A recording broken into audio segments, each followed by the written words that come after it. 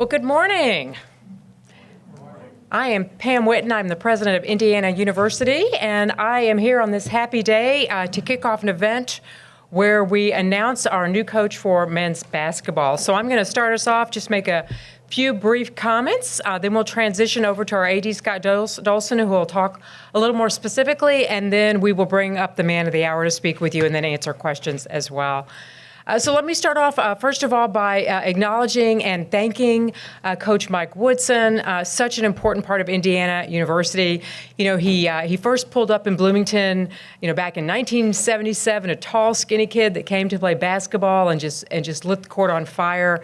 And almost 50 years later, is still such an important part of the Hoosier family. So the porch light will always be on for Mike and his wonderful wife, Terry, as they will always be an important part of the Hoosier family. So I want to thank Mike and Terry as well. I also want to take a moment and thank the Board of Trustees for Indiana University. I want to thank them for their support, and I want to thank them for the trust that they put into both Scott Dolson and myself in terms of the process that was used to get us to this point today to secure such a talented coach. Speaking of thanking people, I need to make sure to thank Scott Dolson. I have to tell Darren that, man, you hit the jackpot with the AD that you're going to work with at Indiana University. Scott Dolson is a man of integrity and character and intelligence, and I think he very well might be among the very best athletic directors in the United States. And so I think you're really going to enjoy working with Scott, maybe even as much as I do moving forward. Scott had a wonderful process in play as we went through and were able to take our time and be thoughtful and land such a home run as a coach for Indiana University. As all things at IU, we don't do things willy-nilly. We are thoughtful and we are strategic and we are intentional. And Scott, I know, is going to talk in more detail in just a second about what that means specifically with Darren. But I will share with you that in addition to the obvious importance of character to us at Indiana University, there were three important traits that really were top of our list as we considered who would be the next coach of basketball at Indiana University. And that included being a great coach, really knowing basketball, so knowing how to coach. The second one was knowing how to win, demonstrating that you could win and you knew how to win as well. And then the third one in this interesting time of college sports was demonstrating that you know how to be a CEO of a basketball organization as well. And Darren met those traits for us really in spades. Just a terrific man in terms of what he's going to bring to Indiana. And I want to close by saying something that probably won't mean much or get picked up outside this room. But Darren, this is for you and me. When we had a chance to visit during the interview process and we were talking informally about things, I don't even know that you realized that you said some things that touched me so much and were so important to us. And that was the recognition that it's about the student athletes and it's about the students. And when we go into Assembly Hall, there's a lot of important people that are going to be in Assembly Hall watching games. But the most important people in Assembly Hall are always the student athletes, and right behind them are the thousands of students in the student section. They are why we are here at Indiana University, is for our students. And you, in that conversation, made comments recognizing the importance of teaching students at all times, student athletes too, and recognizing that we want to create an amazing college experience for them as well. And so thank you for that. Now, I will also tell you that these students want to win. So let's go get them some banners as well. On that note, let me introduce our athletic director, Scott Dolson.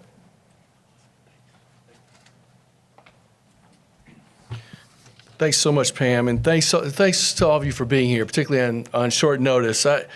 Honestly, I just couldn't be more excited about today. This is a huge day for IU basketball, a huge day for our athletic department, and certainly for our entire university and the whole university community nationwide. I want to start with some thank yous, just like Pam did, and I also want to mention Woody and thank his staff, his coaches. One thing that was clear during the search process is that this is a coveted job, and there's a great foundation in place, and certainly Woody and his team deserve a ton of credit for that. I also want to thank our current players.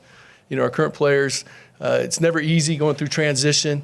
I know when the transition happened during the season, we talked about hopefully galvanizing the team and coming together, and the team rose to the occasion. I just couldn't be more proud of the current team, and just so thankful for all they put in to this year's team, and just wanted to certainly recognize them. I want to recognize President Witten. Honestly, I've said this before, and I'll say it all the time. I don't know how she does it. She sets the tone in terms of working hard. She literally has a million things going on, and anytime we come to her, and particularly something like this, we have her undivided attention, her input, her collaboration is incredible. I remember being on a trip here not that long ago, on a plane trip, and Stephen Harper and I, when we landed back in Bloomington very late, we talked as we were riding back to get my car, and he just said, I don't know how she does it, because she was just so engaged and so helpful and just has so much energy. So she sets the tone, and honestly, the alignment is critical. You hear those words a lot. The alignment between the president, the athletic director, the coaches is critical, and we've got an unbelievable situation, and I'm so grateful for it. And honestly, it made this job that much more attractive. Her role is just super important. So I'm just not sure she's really gotten the recognition or the credit for what she deserves, but the great things happening in IU athletics just wouldn't be happening without her, and obviously throughout the rest of the university. I want to thank our department staff, particularly Stephen Harper, our Deputy Athletic Director, who has just been a rock. His tireless work, his invaluable input, he just is super important to me, not just with this search, but to the department. I want to thank him. Our secret weapon is a person you may not know, a guy named John Decker, who's kind of one of my right-hand people. John is behind the scenes and just an unsung hero. He's kind of been the mad scientist as we put together pro form. He did this in the football search. He did this with this search in terms of what wins, what are some of the analytics out there, and the information that he produces in a short time is incredible, and I just want to thank him. I also want to thank Pete Yonkman and Hoosiers Connect, our collective. Again, this job was very attractive. It was very invigorating for me as we went through the process, how many people were interested and just how much people were talking about our program and our collective and the resources that provides and how they do it. Our reputation nationally is that we do things right, and we're really second to none in terms of our organization, and that goes along with Tyler Harris as well. I also want to think there's several key confidants that we're very fortunate to have. Indiana basketball stretches across the country, college basketball, pros. We have former managers, former players that are in key places, and I can't tell you how many conversations I had during this search where confidentially they were giving me information, giving me feedback that is so invaluable, and they know who they are. I just want to make certain to thank them. And finally, I really want to thank our fans. Thank our donors, our supporters for their relentless support. I mean, they've been with us through thick and thin. And honestly, I talk a lot about, and I just said this earlier, this job, hearing people's feedback, whether it's candidates, other people, how much this job is coveted. It's a top job in America. And our fans are a huge, huge part of that. And I just want to make sure that they know how excited I am about where we are today and how much they are a part of this process, and that we want the same things they want. So again, a big shout out to our fans. The search strategy, Pam alluded to this for a second. We put together a profile, and I won't go through all the qualities we were looking for, but we certainly did a lot of work in terms of what qualities would ensure what we felt would be consistent success here. A couple examples of that, and Pam mentioned a couple. We wanted an experienced, successful coach that had a blueprint for winning. We wanted to make certain that we wanted someone that really understands and really equally as important, embraced modern roster construction. That's huge. A proven evaluator and developer of players.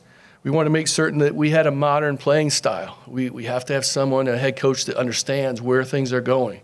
And it was really important to us. We wanted someone that really wanted to be here. We felt we were in recruiting mode, but at the same time, we wanted someone that really was also recruiting us, that really, really wanted to be here. So certainly we had a national search, as you know. We were really deliberate with the process, stuck with the process. Had several several candidates, and it became clear that we found our person, and we went after him and we got him, and we couldn't be more thrilled about that. And you're probably thinking, well, why Darren? What separated him? What were the things that really distinguished him to be the candidate, the selection? And honestly, it started really before I even knew that Darren would ever be a candidate. I had the opportunity. There were two occasions that I had the opportunity to watch Darren's team play. Once when he was at Drake, We played in the NCAA tournament in Albany. Drake played Miami. Stephen Harper and I came out early, watched the second half of that game. And I remember he and I talking about, wow, how Drake played. It was really impressive. And just trying to figure out, that's when I first realized who Darren was. Secondly, this year in the Bahamas, again, had no idea we're looking for a coach. More as a basketball fan, watching college basketball, I watched the Gonzaga, West Virginia game. And was really, again, Stephen Harper can tell you, we sat there after that game just going, wow, so impressive how West Virginia played, and so kind of knew of him. Certainly when we realized that we were going to be in a search, his name then was on the back of my mind. Would he be a candidate? The things, there are three things that I'll highlight that ultimately then when we did get into the search and dug in deeper, what really were the reasons that it's Darren. The first thing is that he's won consistently, and he's got a blueprint that fits here. And it was evident in talking to him and learning more about him. You know, his winning, and he's done it quickly. His winning at Drake, for example, and I think this has been well documented, but prior to his arrival, Drake had 5 20-win seasons in their history. He was there for 6 years and had 6 21 seasons, immediately got that going. When he arrived, they'd had one NCAA tournament appearance in the last 47 years. He went there 3 times in 6 years. Those things were really important, the quick turnaround to understand how to build a program. At West Virginia, it took a 9-win team and took that to a 19-win team despite losing 2 key players to injury early in the season was super impressive. One key data point that I'll point out, and I'm not going to go into too much detail on data because, again, our mad scientists, we dug deep and really dug into deep into key metrics. One of the things that was super interesting was really looking at what were Darren's winning percentage in games decided by 5 points or less. And he had a 65% winning percentage in his career. And that's a big thing. As we looked around the country, that's something that's really significant with winning programs. So all that stuff mattered. The number 2 reason why he was singled out is he really understands and coaches modern offense in a tough blue-collar defense. It fits here. And, you know, one of the things that we learned, recruits really want to play in the type of system he runs, and that was evident as well. And it was super interesting. I got a text last night late from a father of a former player of ours who Darren had recruited out of high school. And that parent texted me just to say, wow, you hit a home run. Darren recruited my son, I don't want to say who it is, and said that he is an absolute perfect fit on and off the court. His style is going to really resonate, particularly how he looks forward. And it really meant a lot to me that just validated what I knew and felt why we selected him. But I thought it was a really interesting text from a father of a former player of ours. His offense, I won't go into the data points, but we've looked all into the data of his offense. He'll talk about that, I'm sure.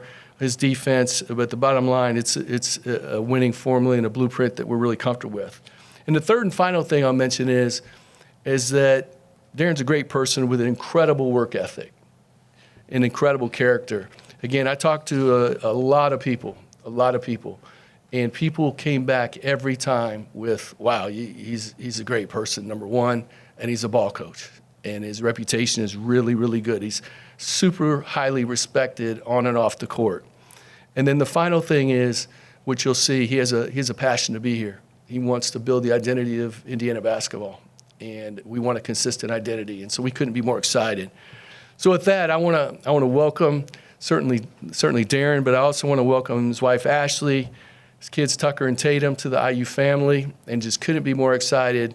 This is a great day for IU basketball, so please welcome our new head coach, Darren DeVries.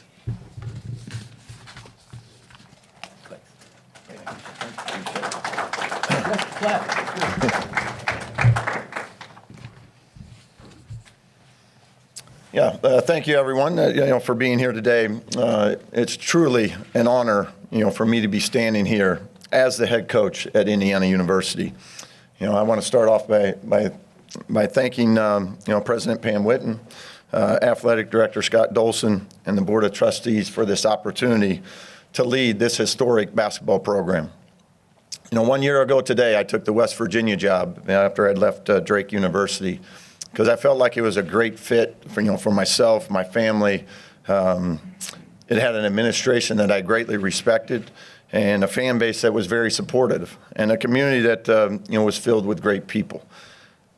all that turned out to be true in that past year, and we were welcomed with open arms. We met some terrific people, and my family and I are beyond thankful for that. Obviously, my intention was to continue down that path and build on the progress that we made during this first year. However, the opportunity came along to be possibly be the head coach at Indiana, a dream job for anyone, but especially for someone that grew up in the Midwest watching the old Big 8 and Big 10 basketball. The chance to lead one of the biggest brands in college basketball was something I could not pass up. This place has many of those same qualities that my family and I look for and want to be around. And I have always looked for that fit for myself, for my family, and making sure it all aligned. We have an administration here that is 100% in alignment with navigating through this whole new era of college athletics. From the top down, there's no doubt that there's an extreme commitment to making sure we are on the upper edge of all of that. There are resources available here are some of the best in the entire country. We have a fan base that is passionate about the Hoosiers and provides a tremendous home court advantage. Everything is in place here for us to have the opportunity to win and to win at a high level. Now our job is to make that happen. I am so excited to get to work, and I know that it's where it all begins is with the work. It has to start and end there, because without that, you cannot have success. Resources certainly are a huge part of giving you those opportunities, but resources do not win games. We want to be a very process-oriented program with a core fabric built around that work. The people we surround ourselves with, and the players that have a desire to be a part of something special. We will want to build something that is sustainable for a long period of time, and we would do that by staying true to what this program is about. We will know we have made it when every time a fan, a booster, an alumni, or a former player comes to watch us play and turns on the TV, and after that game is over, that they are filled with pride because they have so much respect for how our team plays, how unselfish they are, the joy they play with, and the enthusiasm they play with, and their love for this university. Once we get there, and once we get there where everyone can watch us on a nightly basis, and then they can say with great pride on a consistent level that that is my team, that is when the banners will rise again. It's time for us to get to work. All right, we'll go ahead and start with questions. When you get on the mic, make sure you say your name and your outlet first. We'll go with Zach. Coach Zach Osterman, the Indianapolis Star. I guess just from your perspective, we've kind of heard President Witten's perspective, Scott Dolson's perspective. From your perspective, how did this process unfold in terms of your opportunity to sit with both of them, to consider the Indiana job? Just what have these last few days in particular kind of been like from through your eyes? Yeah, and obviously the process, is the process on how it plays out. And, as you're going through their season, they were, very respectful of making sure that my focus continued to be on our team and certainly appreciated that. What I loved about how the process played out was, from our very first conversation, there was certainly, we mentioned the word alignment, but there was an alignment to my vision, their vision, and how do we make this, go together. And I think that's very important because the way we want to build this program and build it to a level that is sustainable and be at a very high level, there are certain things that we feel that I feel is important in our program. And I thought those all aligned with the administration as we went through that process. So, getting into more details later about the offense, defense, all those type of things. But more importantly, that the process, we can't cheat the process. The work has to go into it. The type of players that we bring into our program have to match what we're about. I think the majority of your winning takes place on the very front end. Your coaching staff, the players you bring into your program, what are their qualities? What's important to them? Are they self-starters? Are they self-motivated? They team players? Those type of things are all important to us. And as that process played out, it was clear and evident to me that this was going to be a great fit, for myself, for our family, and can't be more excited to be here. Yeah, Mike Nislik from the Bloomington Herald-Times. You've had to replace a significant portion of your roster each of the last 2 seasons. I was wondering, what lessons did you learn from those experiences? And you mentioned, obviously, the resources are important, but what else in this era kind of defines roster building to you? What's important? Yeah, I think the biggest thing is, and where you can get yourself in trouble is you're not building a collection of players. You have to build a team, and a team has to be able to fit together, play together, win together, be able to function together. So that's the number one thing, and I've had to do it now several times because basketball's changed, college athletics has changed. So, we've had multiple times now where, as a head coach, we've had to sign 9, 10 guys in a given season. So I think it's critical that you make sure that every player's motivation is the right motivation for why they want to be a part of your program. And if their motivations are right and you get enough of those individuals with those same type of aspirations, now you have a chance to put a team together. You have a chance to win together. Todd and then Robbie. Todd Golden with Hoosiers on SI. Darren, as part of what you just said, you can sell a vision to the players. How do the players buy into your vision? What have you been successful in doing to make them believe that you're the guy who can make that vision happen? Yeah, anytime you're at a new place, you can only use your past experiences and your coaching record and things. I think the biggest thing for them when I have discussions with them is, hey, here's you as a player. Here's how we play. Here's how we envision you. And maybe most importantly, be truthful. Talk to them about, hey, this is where we see you. We don't make promises that we can't keep. Everybody comes in basically on the same note of, I'm going to come because I want to work hard. I believe this coaching staff can get me better. They can challenge me. They can motivate me. And I'm going to love that process. I'm going to love being where I'm at. And, for us, I think that's extremely critical as you put a roster together and build your team. Robbie, then Alex. Hey, Coach. Jeff Rabjohns, Pigs.com. Just wanted to ask a basketball-specific question here. Your team, I think when everybody was healthy, was top 45 or so in three-point rate, averaged nearly 30 or so three-point attempts per game. Can you explain your offensive philosophy? Just what are the key components that you want to have on the court every night? And how important is it to you from a roster construction standpoint to have multiple shot makers on the team? Yeah, I think it's, critical for us as you're building out a roster, and this year, this past year at West Virginia, as we took over a roster, there was only one player that returned from the previous year. So we put a roster together that we felt like could fit and make the pieces fit as best we could during that spring signing period. And I think it's critical on how we want to play because in the ideal world, on a missed shot, turnovers, we would like to score in those first 12 seconds. That's how we played. I was an assistant coach at Creighton University for a long time under Greg McDermott. Took kind of that offensive philosophy with me to Drake and then again to West Virginia. So we feel like the best way to score is in a broken floor before the defense is set. So that's our main priority from an offensive standpoint. Then if you don't score in those first 12 seconds, obviously now we want to get the best shot available whenever that may come. But overall, shooting is a critical piece. We were in a pretty decent spot. We lost a couple of our better shooters, to injury this year, so it did impact a little bit of our overall shooting for the season. But as we move forward and we build a roster and roster construction, we want plenty of depth in the shooting areas because I think you can't win if you don't make shots. So that's a huge priority for us. Alex and Pete. Alex Bozich inside the hall. You mentioned just the getting to know guys in terms of recruiting and figuring out what they're about. How challenging is that in this new era where you have this really short window where I'm assuming you're going to want to start to get guys in for visits pretty quickly? What are you looking for when you do have guys come on campus in terms of just trying to figure out if it's an alignment, whether you fit them and they fit you? Yeah, and that's where your staff is critical. As you have your staff put together, their relationships with people and maybe you recruited them on the front end and they went somewhere else and now you're getting an opportunity there.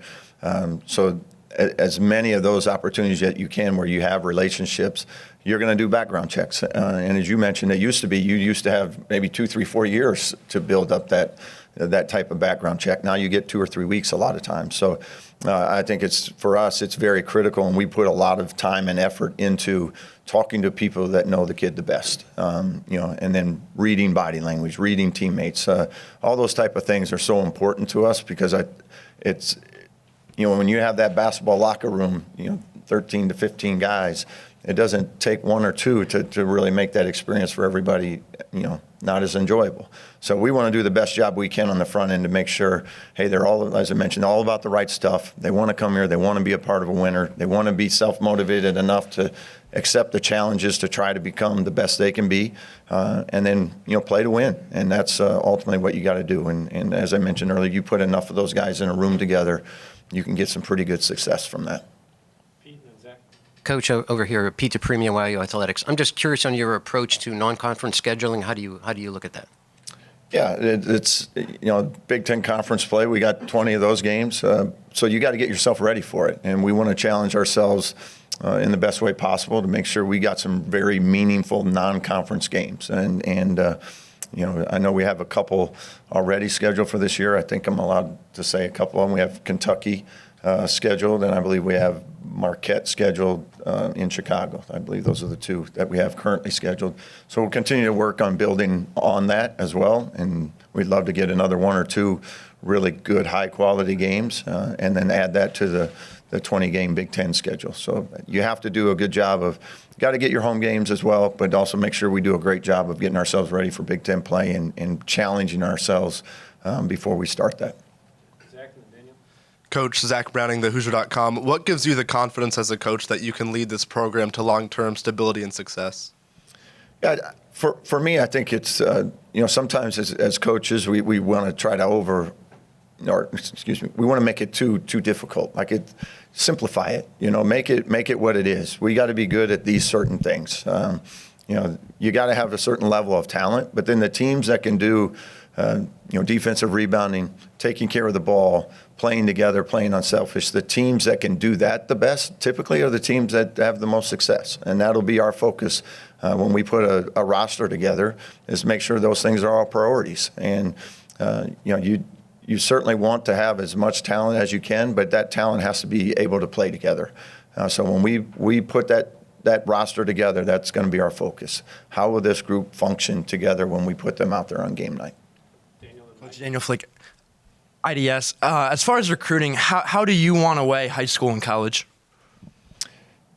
Yeah, it's certainly everything's changed from 5-10 years ago, right? In terms of high school recruiting, the portal and things. In our ideal world, we would build it from the high school up.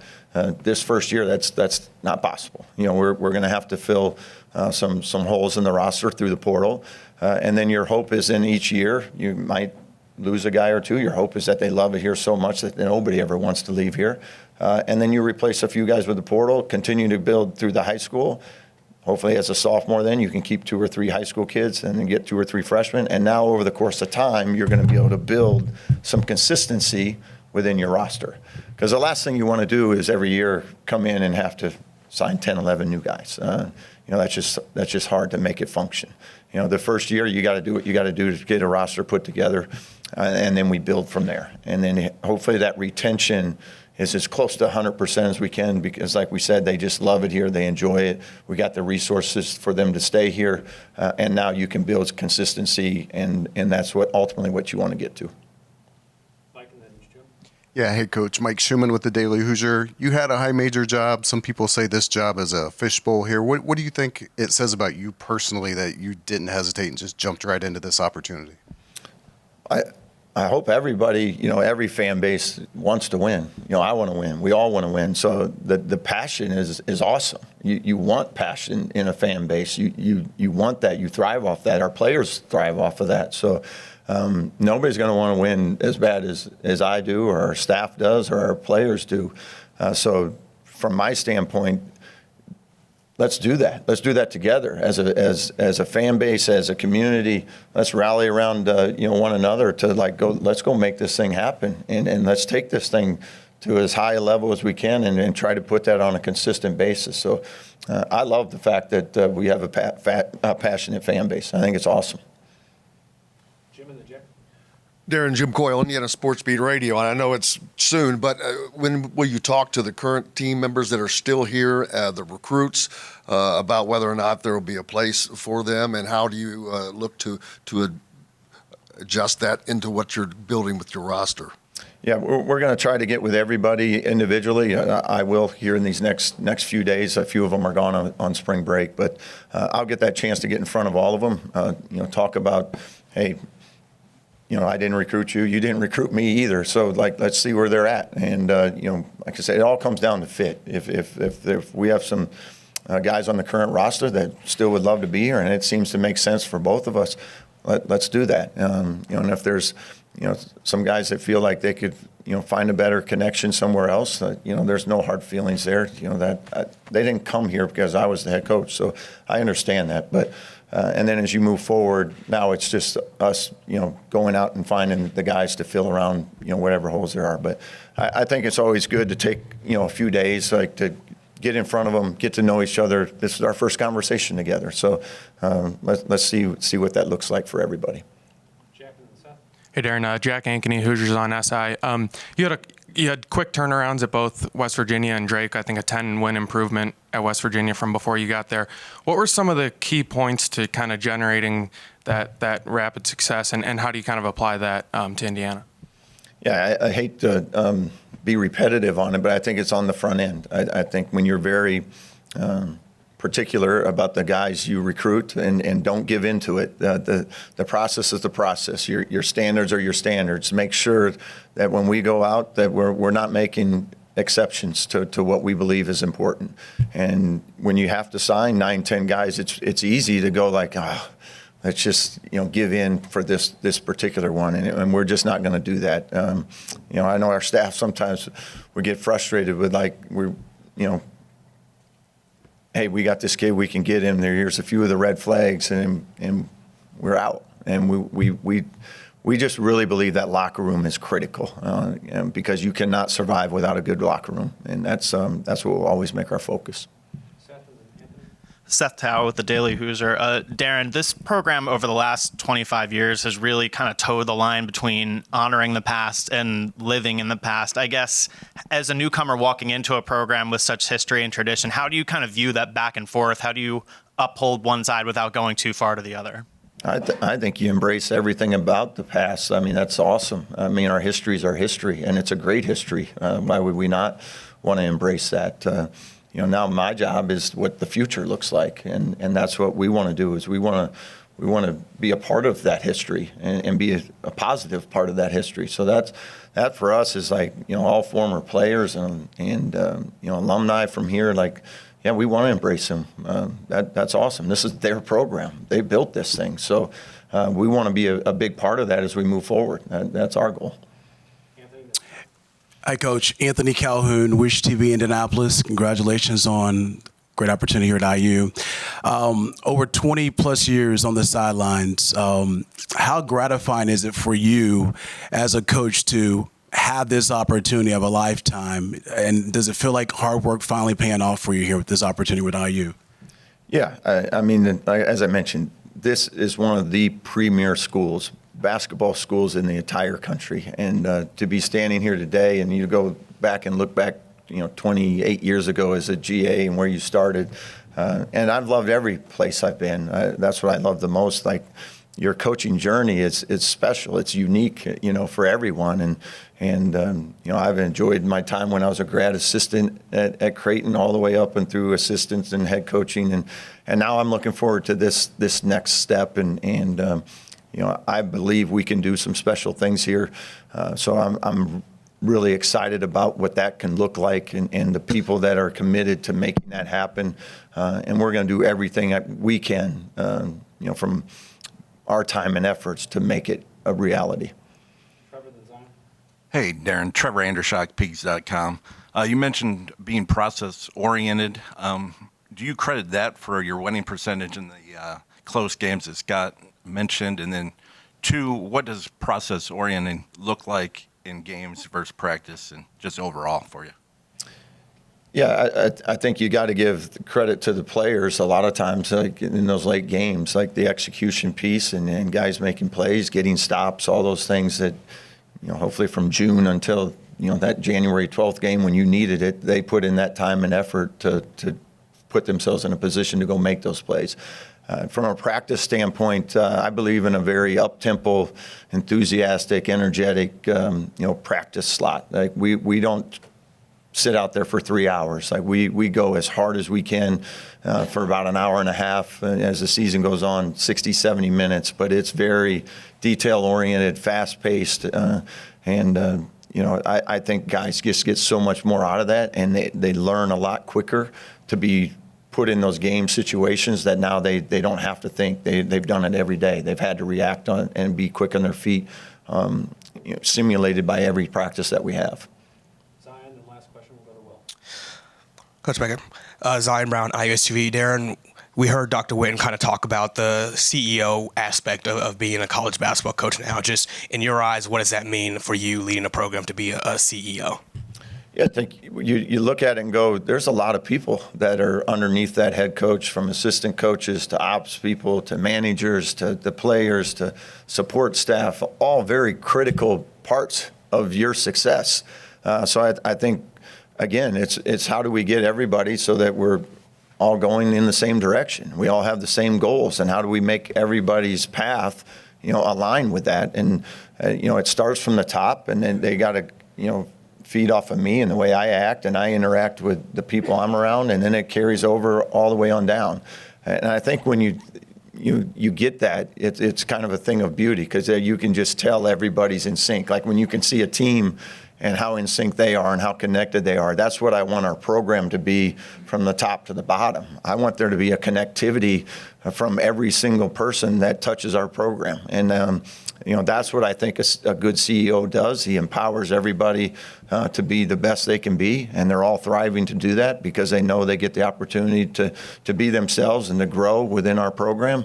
And that's what's exciting, especially when you're just starting a new program, or a new job here, is all of these people that are going to be a part of our success.